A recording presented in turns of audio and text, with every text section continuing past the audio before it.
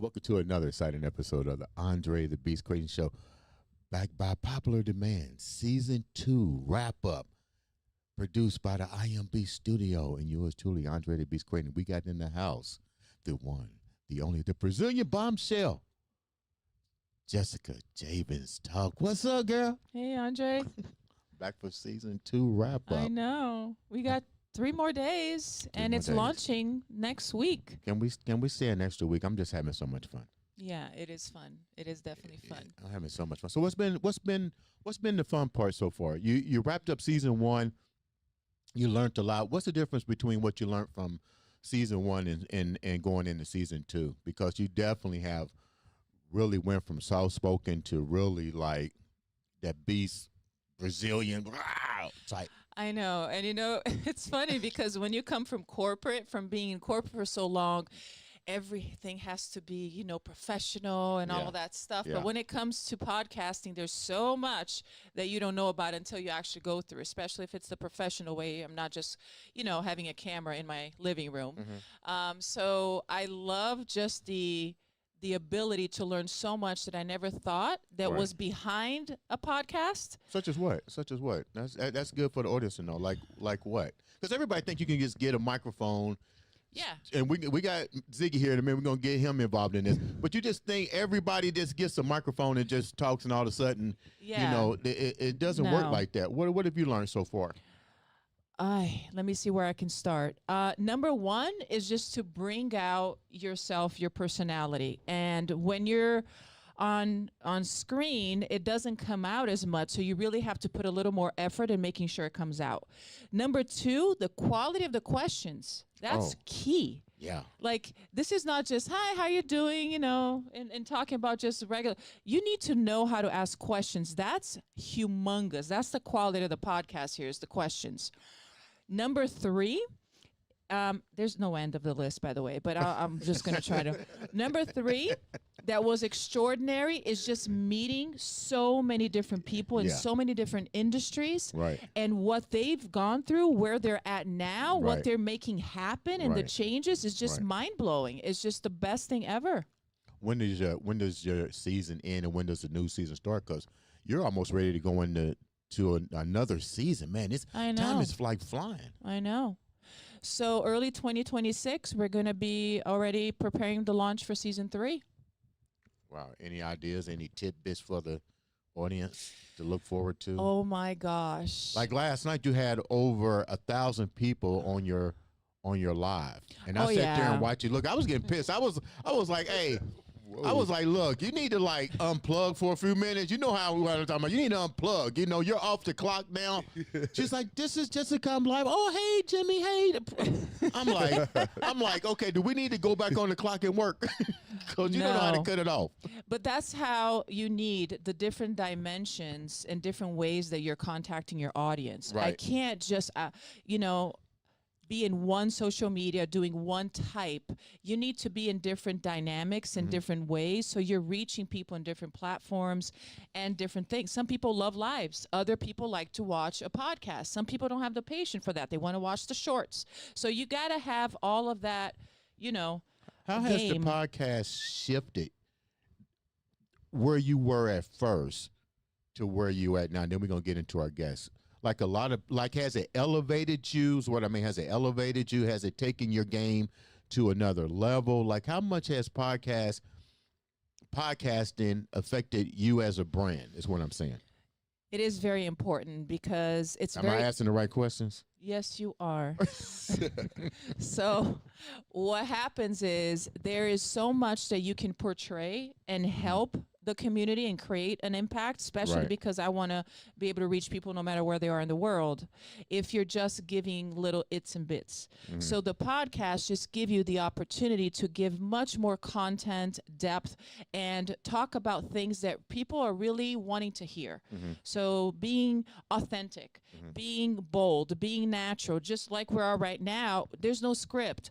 This is the real us. But also at the same time, the more that you practice, the better you get at it. The more you get to the gist, the sweet, to the honey, and all of those good things, What do you get? What do you get most scold about when you're in the studio, when you're creating? What does your producer usually get on you most about? What are the three things that you get like yelled at pretty much about?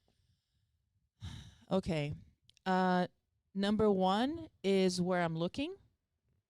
Number two is not is learning how to gently interrupt my guest to ask questions, because some people, they just go into talking and they don't pause. They just go, go, go, go, go. And then there's very little questions left. You know what I'm saying? Yeah. So you really need to know how to gently interrupt, so you can come in with the questions, and you're thinking about the audience when you're doing that, because you want them to be interested and you want to highlight the guest. Right. So let's go to our guest here and highlight him. So we can ready to do that. We can ready to do that right now. So let me tell you where we're about to go with this young man. And let me explain to you, this has been a year in the making with this particular episode. Almost a year. Almost a year. We're edging up on a year. Edging up on a year.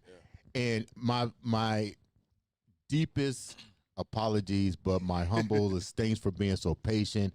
This young man basically set aside everything to kind of work with me as I went through multiple surgeries. And I am so pleased when I saw him walk through the door, because within that almost year span, so many wonderful things have happened to him in his life. He's now one of the chief engineers at the company that he's at. He does audio production. He had just this third album. He's a rapper. He's definitely Indiana's own. Indiana's own. My fault. Fifth album. And let me just call it like it is. It's Indiana's own. He's repping the Indianapolis Pacers. Let's welcome to the Andre the Beast Great Show, the one, the only King Ziggy. What's up, big guy? Man, oh man, I couldn't have said it better myself, man. I appreciate you. Thank you very much. You know, thank you for being so patient with us and so forth. Before we get started, tell the viewers a little bit about who you are. And you have a very unique name. How did that name come about? Yeah, so I'm King Zig, and my name basically just came from when I was a baby. I had a really big head when I was born, and so my grandmother and my uncle both thought that I looked like the cartoon character Ziggy, and so it just stuck with me ever since. And it's funny because you took it and you really turned it into a brand. I've tried to. It's been really hard. It's been a journey with the rap name, man. I tell you what, because when I first started, it was in probably 2012, and so back then I just tried to come out as Ziggy, and you know, I realized there was Ziggy Marley. There's Ziggy that's the first thing I thought about. You know what I mean? Me so too. there's like a lot of Ziggies out there to compete with, right? Right. And then so when I got to college, well, I transformed it to Ziggy is B2, because when my dad got remarried, my stepmom's family called me B2. I'm named after my dad, Brian II. And so they called me B2. And so I said Ziggy is B2. And then I just thought that was too confusing. Right. So I changed it to Zigzag when I got to college. And then I had to compete with the brand of Zigzag papers, you know, rolling papers and stuff like that. So one obstacle after the next, pretty much. Right. And so now there's another King Zig in L.A. Wow. Yeah. And, you know, it's really interesting to see, like, when you do kind of try to form your brand and your name, you're probably going to have to compete with somebody that has your name as well. Yeah. You know, unless you just come up with something so original. And, you know. It's funny. Yeah. It's funny you said that, because Yolanda was on Jessica's show, and we talked about the importance of brand. And she realized that there was so many Yolanda Smiths that she was like, but her middle name was M. And now she's always recognized as Yolanda M. Smith, because that M put her in a different category when it came to what you're talking about. You wind up going to college. What did you go to college for? So I went to college for, originally I was just undecided. But then we all are when we first get there. It's about I was studying partying biology and all that kind of stuff. So you studied biology? It was too hard. So then I switched my major, and that's how I got into it was called Digital Audio Recording Arts. And so I'm actually going up there next month to do a radio interview with the radio station and talk to the kids. Wow, that's nice. Kind of about career path and stuff like that. Because unfortunately, they are thinking that they are going to cancel that program now. So hopefully you'll bring some encouragement and say, keep this. I don't know if it's too late at this point or what the deal is. You know, It is what it is, but you know, there's other programs out there, and you know, the people that started it are going and doing great things as well. So, right. You know, I think that's if you want to spin it a positive way, you know, that is the positive, you know, thing that came out of that. You know, one half of the people that started it, it was two guys, Jeff Zaskawiak and Albie Odom. And Albie got another higher paying job, you know, so you couldn't be mad at him for that. Right. And then, you know, Jeff's been working on a great streaming platform to really put money in artists' pockets. So I'm looking forward to talking to him about that in October as well. Why not go back to the school, and this might be a career change for you to go there and become the professor and I don't know and about bring all some that. life back to it. You know what I'm saying? Man, that would be you know, that would be a work of God, definitely. But you know, whatever's in store for me, you know, I'm just trying to position myself in the right way to be ready for whatever's to come. I love that. Yeah. So you've already positioned yourself. So tell me, how did the that was real key. I want to focus on this part. When you mentioned college, we all go to college with really no sense of direction. I didn't finish, but you still went. That's right. I did like 3 years. That's the thing. You still went, right. And the shift changed there. I mean, biology became difficult. What was it about audio engineering and video production and so forth that lured you when you walked through that door? Well, I mean, it just made sense to me. All my life, I played 3 sports growing up, so I was out. That's why I'm so into the Pacers and right. you know, the Colts and everything sports. You know, I played basketball, football, ran track. So when I came to be about 14, 15, and I started asking my dad, like, hey, you know, for Christmas, can I have a microphone and a setup so I can rap? You know, were you good at rapping? At first, you know, I wasn't. Okay, we're gonna get into that too. You know, because I mean, I ain't gonna lie to y'all. I couldn't freestyle. I could write something pretty good, right? You know, and I was going through a lot at the time, so it was a way for me to kind of escape the stress of, you know, some of the stuff I had caused, some of the stuff I couldn't control, right? You know, and it was just a way for me to express myself in a time when I was kind of confused and unsure about, you know, who I was and where I was going and everything, you know. Because at the time, I mean, I wasn't that big, I wasn't that tall, I wasn't that strong, right? So I mean, it's not like I was that much ahead of anybody sports wise. So right. You know, as a young man, and especially where we come from, right. You know, we're measured by, you know, how we perform, right? And at that point, you know, academically I was doing well, but you know, I'm not that into you weren't school. saying that, yeah. You know what I mean? I was like that too. Yeah, I didn't start buckling down until probably my junior year. I started buckling down because I was like, there was no options for us back in the day. The options for us was, you know, you might get lucky to work in a factory, or your other option, you went to the military, man, or your third one, you had to be a great athlete. Fortunately, I was a great athlete. I was able to get a scholarship, but I had to put in that much effort to get the scholarship. Me as well. Yeah, you know? But academically, I really wasn't that sound. I went through the motions of academic paralysis. You know, like I can do it, but nobody pulled me to the side and said, where are you really struggling? Are you really prepared? Even the SAT, you know how it is. Even the SAT scared the shit out of me. Right, yeah. You know, I'm in there with all these kids, and I literally walked out on my first SAT. I literally walked out because I was like, I can't even that's the first time that negativity set with me, because I'm like, I can't compete with these guys. And the coach took me back and said, we're going to let you take the SAT privately, because I just freaked out. I was like, yeah, that's good they let you do that. Yeah, I was like, fuck the scholarship, fuck everything. I can't do this. Right, because why is this where, like, that was the difference between me getting into a really, really crazy school, and it was like just points on my SAT, and I had a good SAT score, you know, but I think for me, like, growing up, I was always like gifted, accelerated, or whatever. Right. So I've always been kind of intelligent, which, you know, has been its own kind of internal conflict for me, you know. But like, they always stressed to me how important, like, my grades were gonna stick and be important, you know what I mean? So then when I got to high school, I was taking it seriously, and I made sure I got at least a 3.0. I tried to, you know, But then looking back, I was like, dang, so middle school didn't really matter then. No, it didn't. You know what I mean? Yeah. And so that kind of made me a little resentful towards school because it was like, well, you guys made this seem like it was so important. And it was like, dang, I could have still been messing up. Like, not that the goal is to mess up, but, you know, I just felt like and you know what? It was causing unnecessary stress on me. The grades really didn't even matter in your high school grades because at the end of the day, you were still judged by the SAT, and that was just a leveling point to say, okay, well, he's not that good in math, and blah blah blah blah blah, which was stripped up because when I took the test, I excelled in math, and I was like, something's wrong with this because I know I'm not good at math.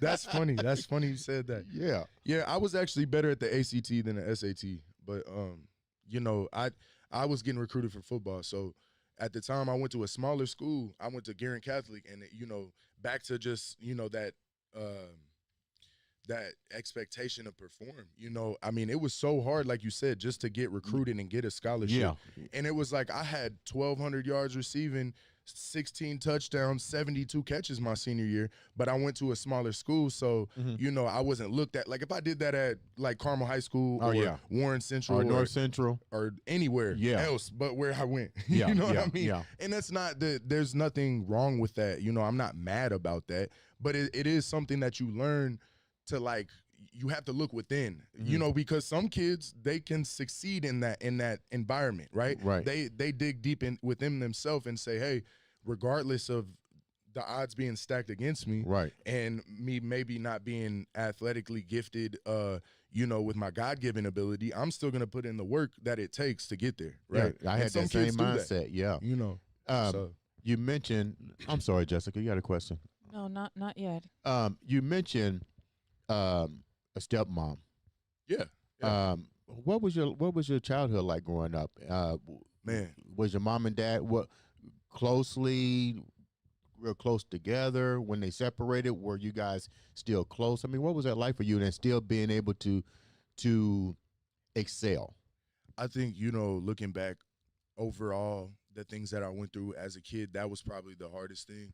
You know, was just going through, you know, not having parents that were together, not having parents that were together, and just, you know, navigating what that meant, and, you know, the relationship with both of them. Because, you know, I think for me at least, and I don't know how it is for a lot of other people, like, they didn't really get along, you know what I mean? And they didn't like talking to each other, you know? So, and you know, it just is what it is. You know, people make decisions and people disagree with those decisions, and they get upset and feelings get hurt, you know, and it's just life, you know, just how, you know, this interview went, you know, with the delays, and it's just how it goes. I don't ever hold anything against either of my parents. I love them dearly, and I'm very happy with the relationship that we have today, because we can talk about these things openly and just, you know, move forward. I mean, that's all that, like, we ever wanted to do was just move forward. How does that affect us, you know, as men of color, when we have that disconnect between, you know, parents, and we don't really have that strong, whether it be motherly image or fatherly image? Because let's get real, they're dealing with their own shit, and they're dealing with the pressures of society in general.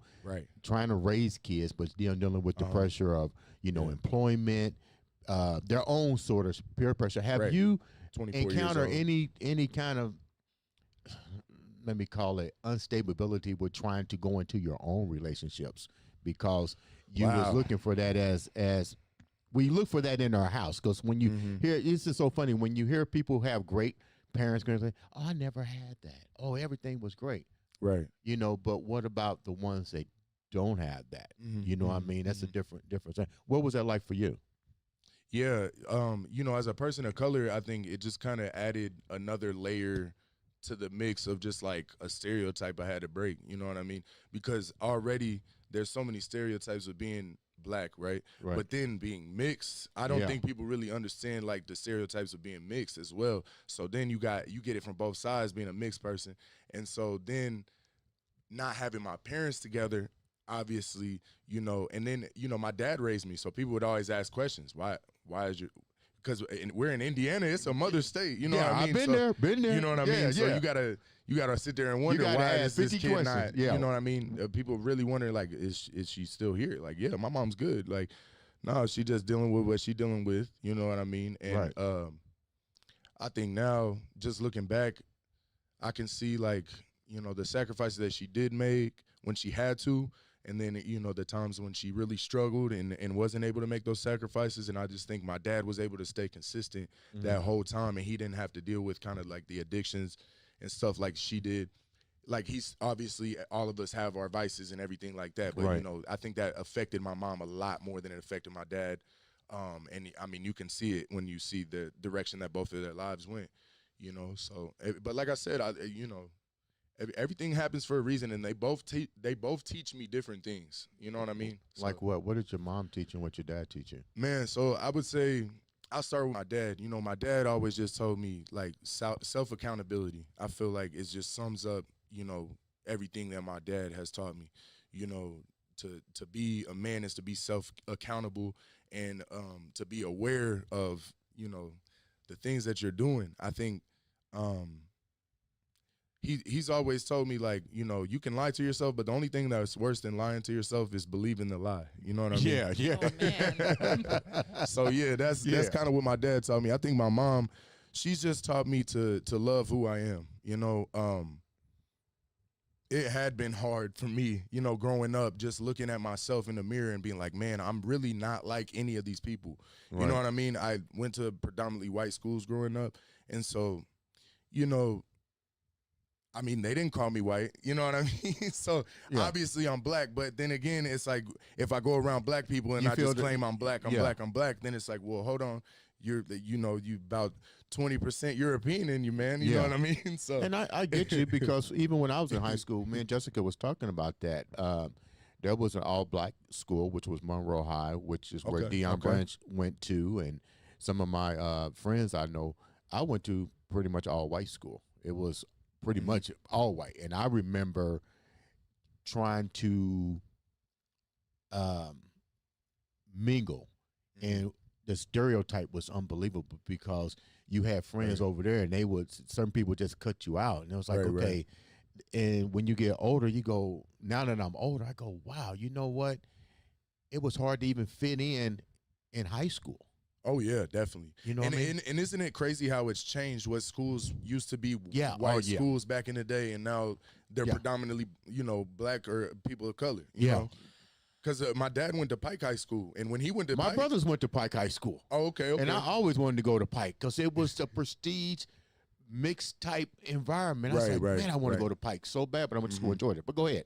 But yeah, no, and so you've seen that change over the years now, where we've seen the people of color start to move to these neighborhoods in Indianapolis, and you know, a lot of you know, the white people have been moving away, you know, and you can see it in the city, you know what I mean? It's just and like I said, it didn't used to be that way. When my grandmother was going to high school, she went to she went to Crispus Attucks.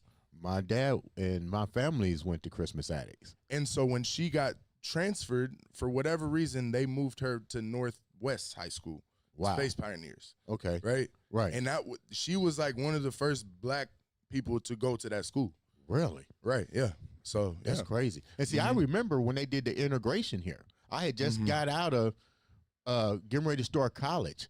And I remember them busing kids out to Beech Grove and Arlington, and I was like, wow, they don't teach our kids about this stuff. Yeah. I'm like, they don't. Yeah, I'm like, that wasn't that long ago. You know, no, not at all. I mean, it's literally, I can call my grandmother up right now and talk about it. Yeah, I remember when they bust them to Ben Davis, and I mean, I'm just like, well, are you serious? Like, dude, that wasn't that long ago. Right. No, not at all. I have a question. What's that, Jessica? So, and I'm saying this because I did not grow up here. My situation was different, but I did grow up with something that carried around almost my whole life. How has that impacted you as an adult now? Like, do you see how it lingers, or what piece of it, although your mom taught you how to love yourself, what piece of that do you feel that you're still kind of dragging into maybe how you see yourself today and the decisions that you make today?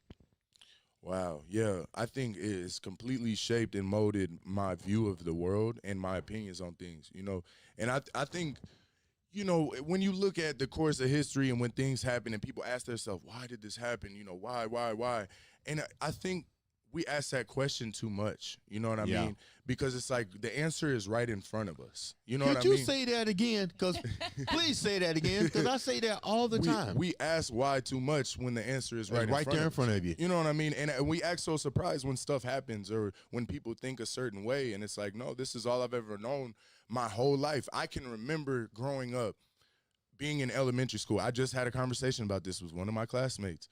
In 5th grade, when Obama was getting elected as president, he was running for president, and we did a mock, election in our class, and people were sitting there voting for John McCain, and we were just like sitting there wondering why, like what is it about him? We just saw, Bush was a Republican, you know what I mean, and we just saw what happened with him, right? You know what I mean? So like, what is it? Like, is it just because this is what you feel comfortable doing? This is what you've always known, or you know what I mean, or is there something deeper there? And so I've always just wondered, like, that's always been in the back of my mind. Like, what is the deeper, like, underlying message here? Like, why can't you vote for Obama? Like, is the color issue so embedded in you at this particular age that you won't vote for him, but you still voting for McCain? But, not everything's a color issue, Brian. Really? And that's what I was met with a lot of times when I would bring up these issues or be like, and obviously when you feel unheard, sometimes you can get a little bit out of line and stuff is a stretch. And yeah, maybe you play the black card too much.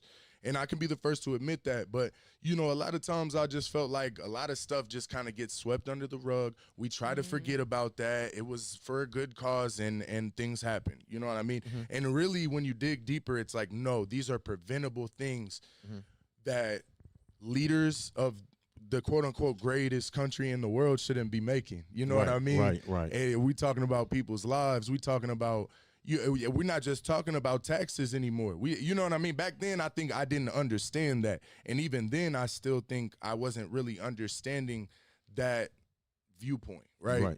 I kind of understood, like, we have to help the poor. We have to, when we look at, what do we measure a country by, right? What's your unemployment rate? How many people are homeless? You know what I'm saying? I mean, you might look at how much money the richest of the rich make, but I mean, there's outliers everywhere. You know what I mean? So it's like, okay, so we want to be the greatest country in the world, but we don't. We want to give the rich tax breaks and we want to take these programs away from the poor that need them. You know what I mean? So I didn't really understand that viewpoint when that's what a country is measured by. When we're talking about being the greatest country in the world. What people also fail to realize this, I used to be a former school teacher, and I tell people the difference between our country and other countries, this country, you have the ability that you can become an overnight sensation. Opportunities can come here. But the difference is you have to work 5 to 6 jobs to keep up with the Joneses.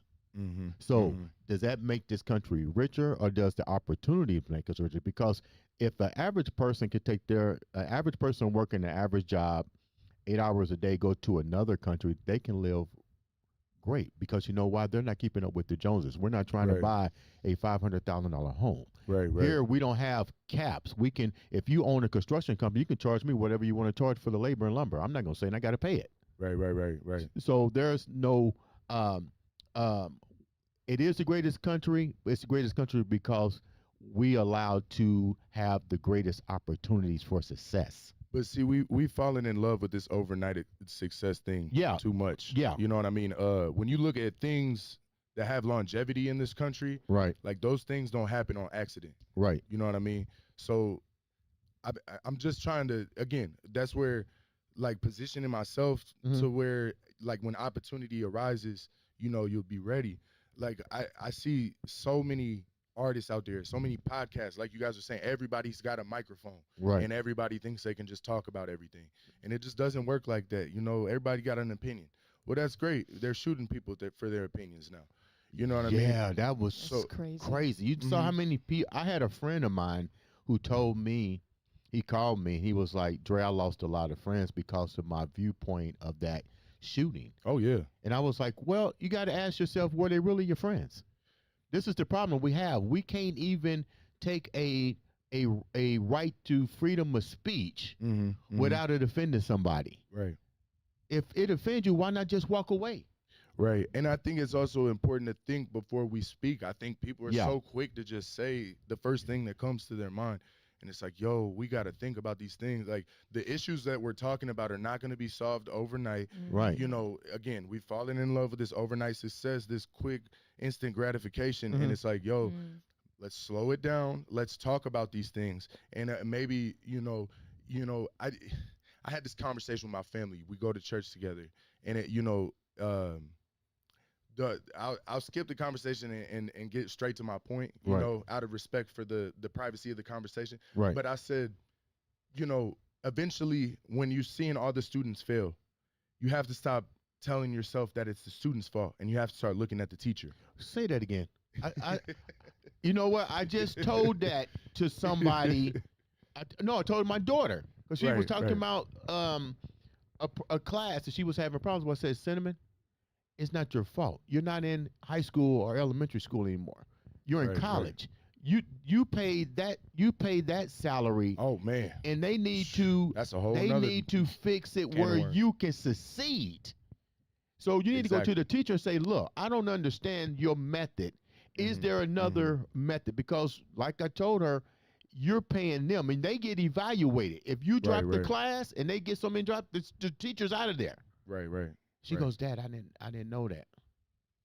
Well, I think that's where we've placed so much stress and pressure on our younger generation to where now we're like just completely lost. You know what I mean? And that's where we see like words like brain rot and stuff like that was literally last year, the word of the year, Oxford Dictionary, the word of the year was brain rot. And, that really just spoke to me because I was like, man, it's crazy to think about the things that we were interested in kids. Like even when it just came to wasting time and looking at videos on the internet was funnier, was more entertaining, more thought-provoking and interesting. You know what I mean? Nowadays, people are just watching random animations that follow no direction and are just meant to literally rot your brain, like they said, and they're not even hiding it anymore. I think that's what's interesting. I tell people that every day. You know what I mean? Yeah, I said they're not hiding it. Shit is right there. They just want you to be dumb. Yeah. What has been? Go ahead. I was just gonna go back a little bit in what he was saying about positioning yourself. Right. And I think that that's a very important thing to do, but it can mean so many different things. What does it mean to you? Maybe you want to share a couple of practical things that you've done that makes you position yourself to be ready for the opportunity when it comes. I think for me, it's just like thinking back to the times when I wasn't ready. You know what I mean? And opportunity was there. First and foremost was sports, right? When I got to college, I was not ready. You know what I mean? Yeah. Academically, socially, athletically, you know what I mean? Emotionally, all the things, you know what I mean? I just wasn't ready. And it was because I was kind of in a little bit of a sheltered environment. I went to a Catholic school. We wore uniforms. We went to mass every week. You had structure. And I wasn't Catholic either. You know what I mean? That's something interesting as well. Really? Yeah. And I remember when I went to school, when my dad told me where I was going, I was like, Dad, we're not Catholic. And he was like, people go there that aren't Catholic all the time. You know what I mean? And you can't take communion. When they give you communion, go like, you know what I mean? Yeah. But whatever. So then when I got to college, I just wasn't ready, like I said. So I think in my head, seeing back now, like I was like, man, like if I just would have came in there with just half of a game plan, I would have been cool. Yeah. But I just went balls to the wall, and I didn't know what I was doing. Well, the parents we don't really, that generation, let me take it back. Right. That generation didn't know what to do because opportunities might not have been given to them. So you can't lead a horse to water. You can lead a horse to water, but you can't make it drink. But I can't give you the tools to prepare you if I didn't have the tools. I can only give you the resources that I got. You know what I mean? Yeah. My grandfather is the first generation born in America. All his siblings were born in Jamaica. So really, we're Jamaican. And I mean that right there, I mean, it just goes to show you like uncharted territory. Yeah. You know what I mean? So it's like, okay, we have to figure this out for ourselves. You know what I mean? And that molds your thought process in the way that you raise somebody. And so you learn to give these people grace. It's like, dang, let me put myself in your shoes for a minute. And how would I have responded? How would I have acted? You know what I mean? If I had the cards that you were dealt. Where did you get so much intellect? I mean, like, you sound like, I know you heard this word, the old soul. Man, I've been through a lot, man. I've been through a whole lot. I can tell. And you know what? It doesn't come out bitter. No. It doesn't come out frustrated. It comes out with compassion, like you just said. Like you've taken the wise advice of your ancestors and say, okay, let me walk in their shoes for a minute and translated it into your life. And I think it clearly shows that there's so much humbleness, but at the same time, that resilience to say, you know what, I'm that generation that's going to make a change. And I 100% agree with you. We need to stop looking into the glass of certain words and stuff and say, it's in front of you. Like you said, I love the way you said it. It's in front of, look at it, do something about it. And if not, then, excuse my friend, shut the fuck up. No, totally. Yeah, if you ain't gonna do nothing about it, shut the fuck up about it. Right. Yeah, because what is just like sitting around complaining ever gotten us? You know what I mean? And if you are going to complain, there's a right way to do it. You know, living by the city, I've seen people, the teachers that have been picketing. You know what I mean? I mean, it's not complaining when you're the one that is raising our kids. You know what I mean? Right. They need a livable wage, like more than they get. You know what I mean? They need more resources to be able to give these kids activities. You know, we're struggling right now. I see all the time and hear about, you know, that environment and how it's just kind of. You know what I like to see come back? Job Corps. What's that? Trade schools. Oh, okay. Yeah, no, definitely. It's never been said like that to me. What's the name of that school here that does trade? Arsenal Tech. Arsenal Tech. I live right by Arsenal Tech. Yeah, yep. You know that used to be a Civil War thing. That's why it's called Arsenal, because it used to be the Arsenal. I didn't know that, and I took a tour there, and I was like, wow, this school has a lot of historical Civil War stuff attached to it. Yeah, we're trying to navigate where my girlfriend's kids are going, and that was definitely like up there. It's an interesting school. It's like a really open campus, right? Yeah, it feels like a college kind of. Yeah. You know, I used to play there back in the day, back when they had Hot 96.3. Yeah, I remember that? Yeah. They brought the radio station to the game and everything. Yeah. That was one of the funnest games. My junior year was the last time we played Arsenal Tech at Tech. Wow. When I played at Guerin Catholic. That was back when Trey Lyles went there. Oh, yeah. Remember Trey Lyles? Yeah, well, remember, he's still playing in the league. Yeah. But, yeah, you know. So, yeah, that's my era right there. So what has been, before we wrap up, and then, like I said, once again, thank you for being so patient with me over this last couple of months, almost a year. But things happen for a reason. You know, there's a reason that this happened right now at this particular point in time. This is a two-part question. You got so much insight to life. What have you learned so far from everything? Like, you've been blessed with so many things, but what has been that one particular thing that resonates with you every day when you look back and say, this is what it was all about? Man, you know, I was trying to think, and you know, the one that just keeps coming to my head is like, I can't blame myself, you know, and anybody but myself, you know. And you know, full vulnerability, like I've been in jail before, and that's really when I learned that, you know, was in jail. I think that's when I started realizing, like, you know, this complaining doesn't give me anything. Yeah. You know what I mean? And you know, my circumstances are all because of my actions. You know, and that is the point that I think a lot of kids that are going through things need to understand. You know, you have your cards that are hard in life, but your actions determine your outcome. You know what I mean? And I think for me, that was what I learned in that situation. You know, and I'm still dealing with the stuff that, you know, is going on with that. You know what I mean? So, you know, it's tough because, you know, everything happens for a reason, like you said. And so I'm just starting to learn now, like, you know, okay, as I have this intelligence, like, I had to use it for good. Like, you know what I mean? Right. Like, right. You had to go out here and you had to the spread of knowledge that you have, but first you had to gain the knowledge, you know what I mean? And so that was my trial then, you know what I mean, was, you know, then when I came out of jail, I was homeless for a while, you know what I mean? And so I've had to literally just climb my way up from the bottom, humble myself completely, you know what I mean? Who was there for you when you came out? That's my mom. Okay. Yeah, ain't that crazy? Yep. Yeah. And she's the one that taught me how to be resilient, you know what I mean? Yeah. I mean, my mother, God bless her soul, man. She's dealt with so much. I mean, there was a psychiatrist she had, you know, was prescribing her too much medicine, and it took me as a son to see that going on with my mom, to be like, you know, nobody is here for her to fight for her right now. Yeah. So I was like, you know, I have to fight for my mother, you know, and we got her off Xanax and we got her off lithium, you know what I mean? And those are some strong. She had a stroke. Really? You know what I mean? She's had multiple strokes. She's been shot before, you know what I mean? So and I was there when she got shot, you know. I had to, you know, put pressure on her wound before the ambulance got there. So, you know, when you think about all of these things that happened to you, you pay attention to who was there for you in those moments. Mm-hmm. And it's interesting because then, you know, there shortly afterwards was when my dad, you know, started to realize, like, I need to be there more in the situation, you know what I mean? Because I had kind of broken that trust with my pops to the point where, you know, he had to teach me to be my own person at that point. You know what I mean? I couldn't keep affecting others with my actions, getting kicked out of school, and now I had to go live with my mother, and now I'm in jail, and now I'm homeless. You know what I mean? So then when my dad steps in, he makes me go to rehab. You know what I mean?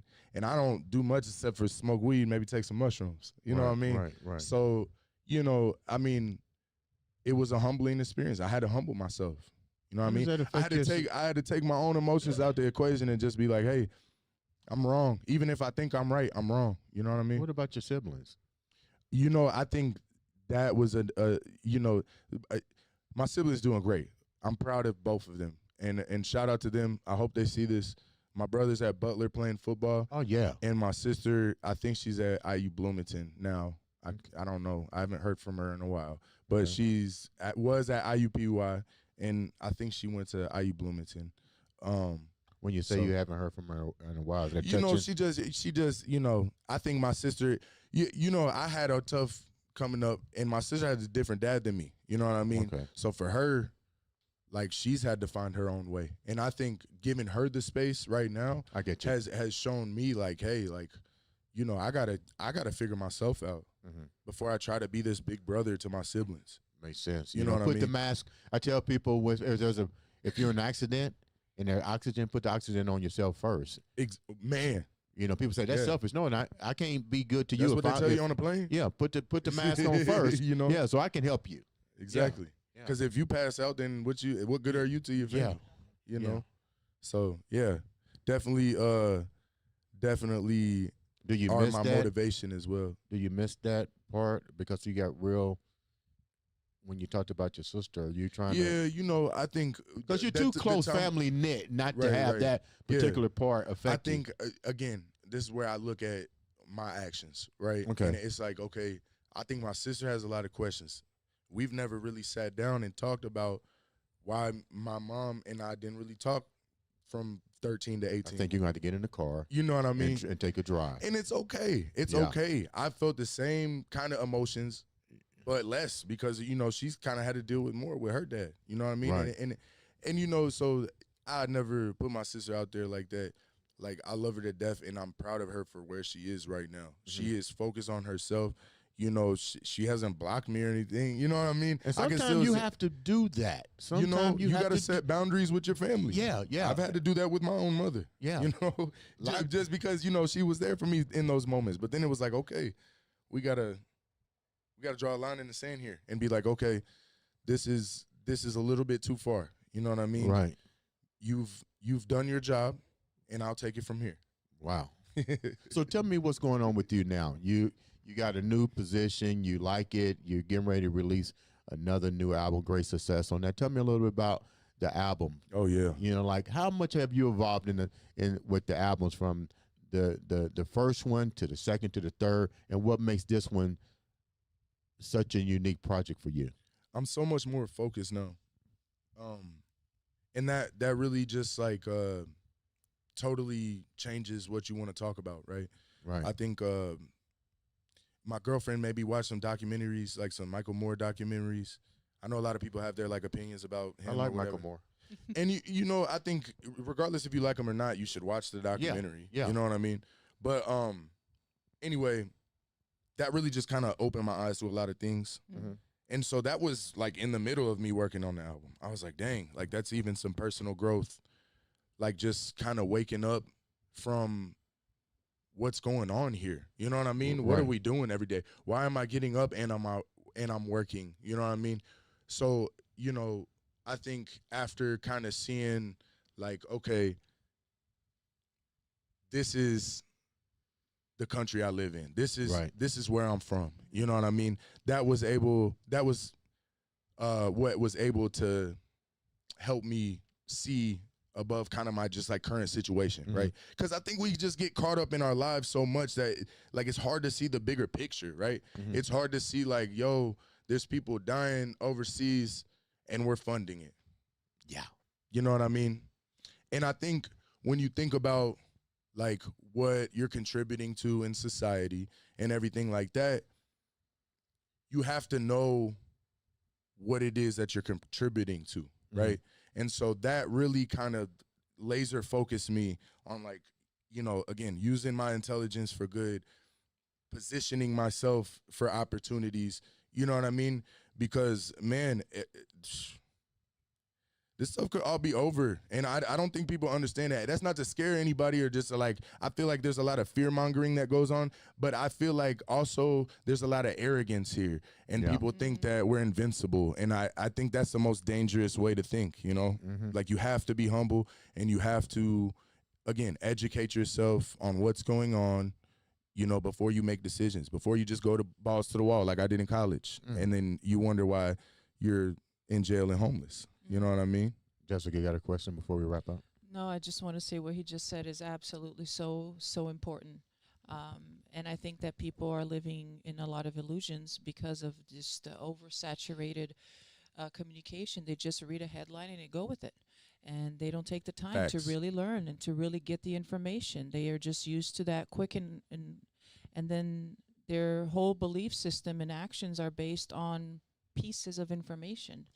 Think of how easy it is to do that, though. I mean, I'm first to admit it, right? I do that sometimes where you see a headline, it's from like what you think is a refutable news source. You know what I mean? Right. And then there's other times where stuff's just meant to trick you. They'll switch a letter around or put a dot in the name or something like that.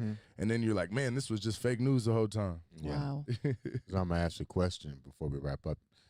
You're now work for a great company. You're now doing recording engineer. Tell me a little bit about that and how the viewers can reach out to you to get your services and your company service. Yeah, definitely. I am on social media is the easiest way to, you know, contact me.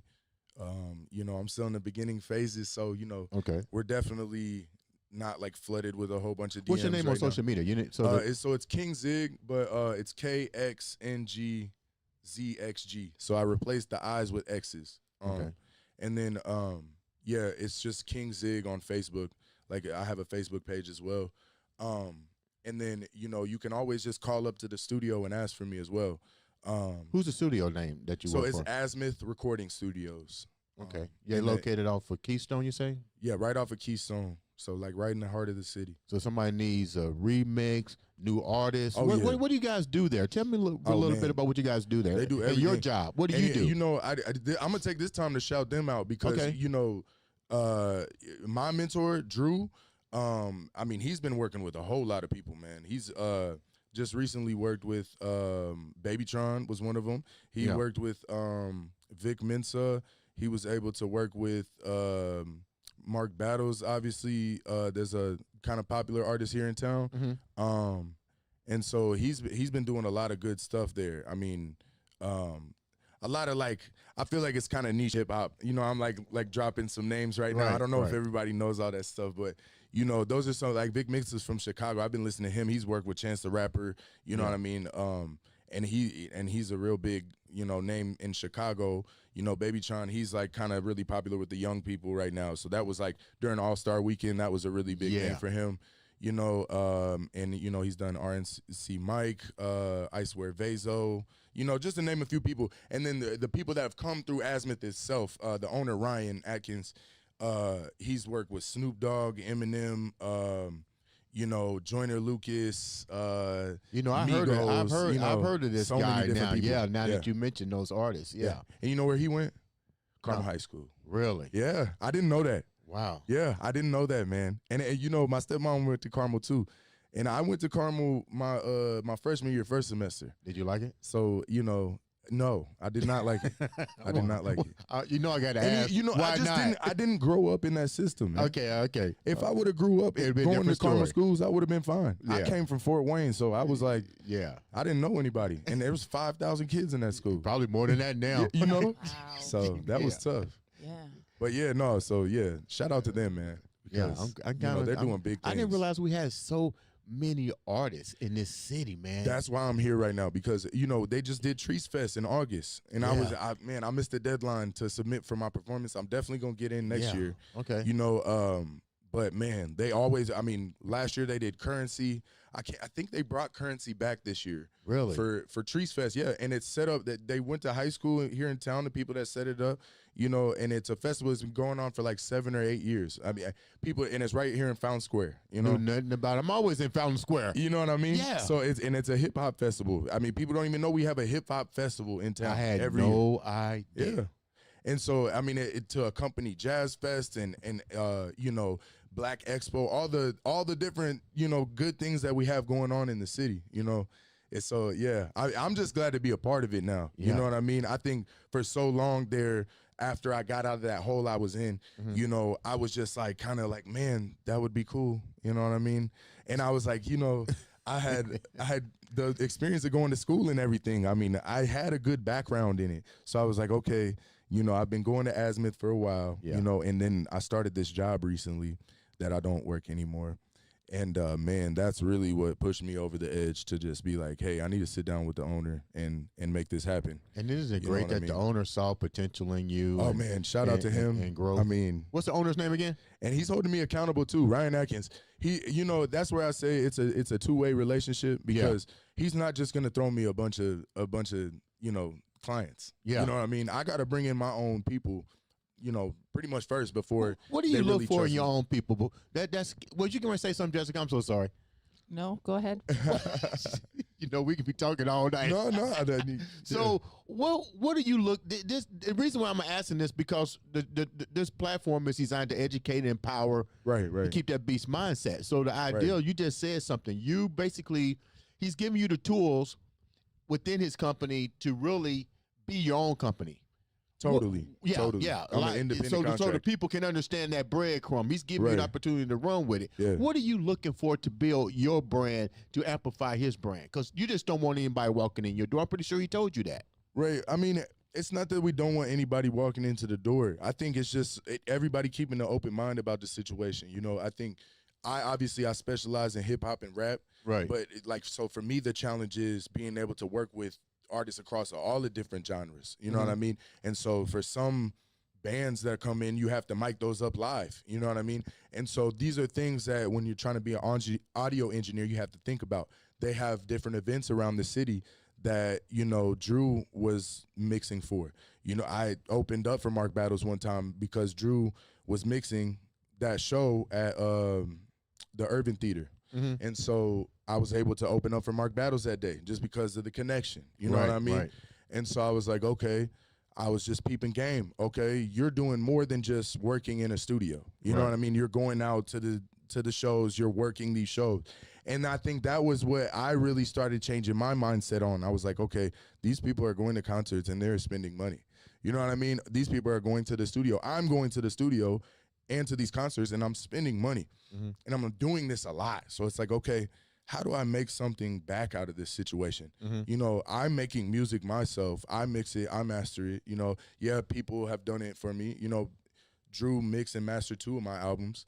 So, it's like, but the first studio album I ever released, that was fully mixed and mastered by myself when I was in college. Right. So when I was in that environment, I knew I could do it. And yeah, man, I just kept it going. And eventually, like I said, I just I got tired of my hustle and bustle of the 9 to 5, and I just decided to make it happen. And and I still have to, do my side hustles. This is the only thing I do. Yeah. And I think another thing I'm trying to do is like teach, which is really hard because. Well, that's why I said you might be surprised what might open up when you go back to your college. That's right. That's an opportunity just to throw out there to see what could happen. You see what I'm saying? Right, totally. Before we wrap up, you got to do us a favor. You got a new album about ready to drop. What's the name of the song that you're going to release first, and give us a little hook of it? Oh man, no, I don't. Man, come on now, you got to give us something now. I tell you what, this is like really, really early stages of my album. Like I got a couple of things that I've written down, and I'm lying. I got more than a couple of things I've written down. I got some songs written out, not recorded yet. I'm looking to find time.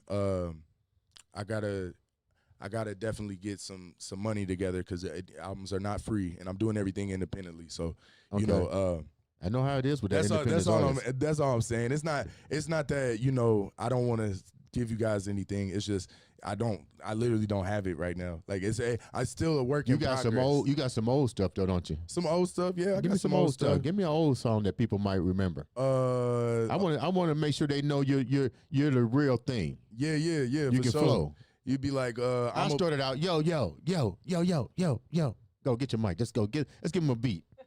You put a beat on. I freestyle. But I say I'm gonna be back in a minute. Just let me finish. I'm too busy counting these digits.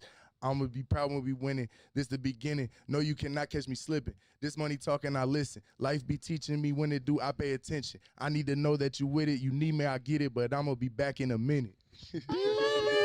I love it. You know what, King? Thank you so much for taking time out for being patient. Come on the show. It's definitely been great. Long time coming. Jessica, getting ready to close out your season. You leave this Sunday to go back. You'll be back around January, December to start a new season. Back where are you going again? South Florida. Ooh, yeah, nice. Yeah. What do you want to leave the audience with before we wrap up this episode?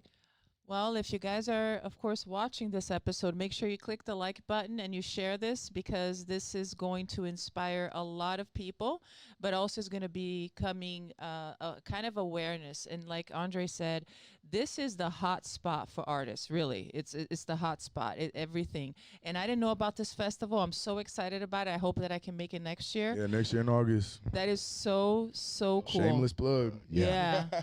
I'm so excited. So, and the more people know, the more that they can also show that support and help all of these local artists that are doing an incredible job here, including you.